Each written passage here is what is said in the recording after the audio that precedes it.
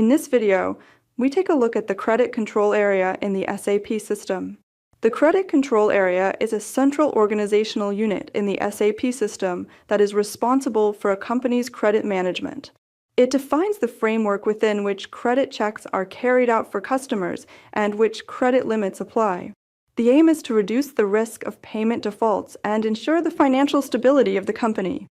Each credit control area is assigned to one or more company codes, and thus also to sales areas.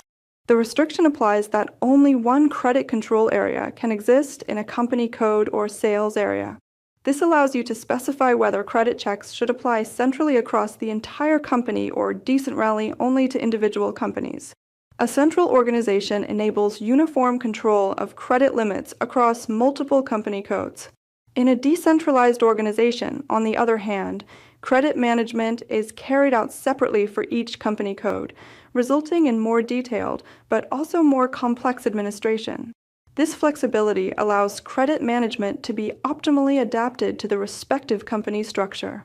The credit control area manages key information, including a customer's credit limit, risk class, and payment terms. This data forms the basis for automatic checks in the sales processes.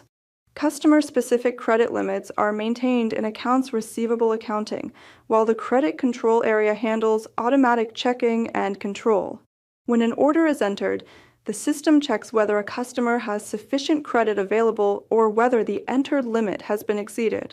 If the limit is exceeded, the system can block orders or require manual approval by credit management.